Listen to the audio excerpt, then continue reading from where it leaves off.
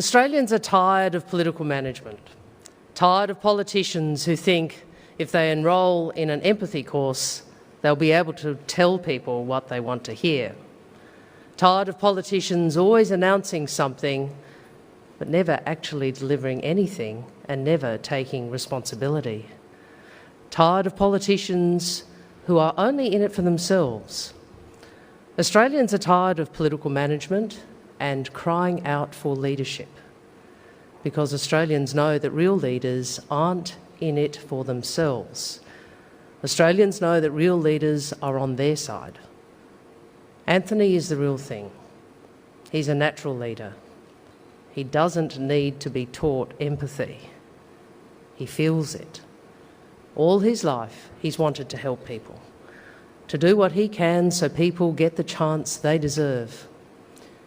He knows what it means to make the most of what you've got. He's lived it. He's done it tough. He knows what it's like, and he will never forget it. Anthony hasn't just heard lately what people go through. It's not news to him. It's why he's always been on the side of everyday Australians, why he's always fought for working families.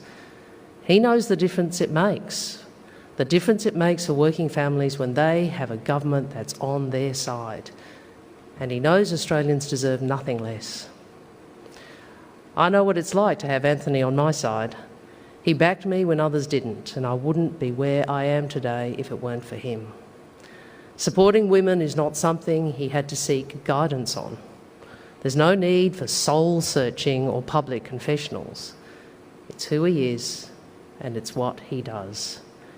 And it's not just me who has been able to count on Albo.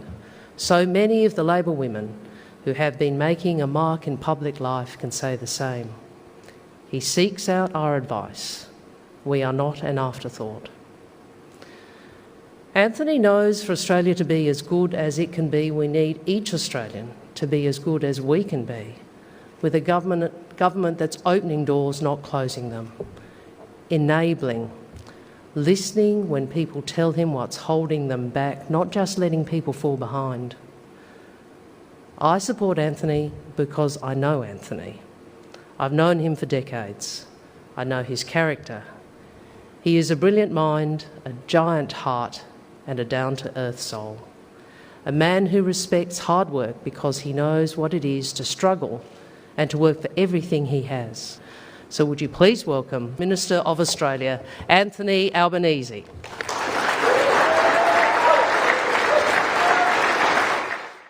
I'd to thank the Penmeist for her introduction.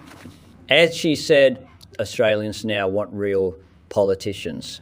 That's why I'm going to shoot straight with you. I love being around the Penstow Cos. For some reason, her breath always smells like my favourite food. But in all seriousness, many communities across our far and great land have shown a lot of anxiety and concern about the state of world affairs, particularly the lacklustre state of our economy. Well, first and foremost, I just want to assure Australians' richest citizens that they will continue to be able to profit at never before seen levels, whilst the rest of the population falls into greater poverty and debt. For the people complaining about all of these things like the economy, mental health, drug addiction, suicide and on, I just want to take this opportunity to remind everyone that the government is going to support private industry in exploiting these societal problems to increase revenue for executives and shareholders. As for the social impact of these problems, I just want to remind everyone, we are the Aussie government. We have never cared and never will.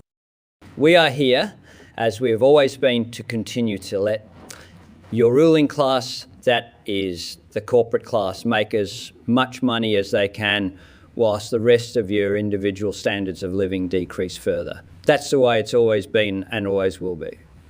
There are an estimated 120,494 homeless people in this country, whilst at the same time there are an estimated 1,043,776 empty houses in this country. Yet it's beyond our ability to be able to solve the homeless problem. Money, a commodity whose value is completely made up our nothing. Whilst human life which is byproduct of irreplaceable natural and environmental forces, isn't something we can create, although we are currently working on trying to do that somewhere in the state of New South Wales.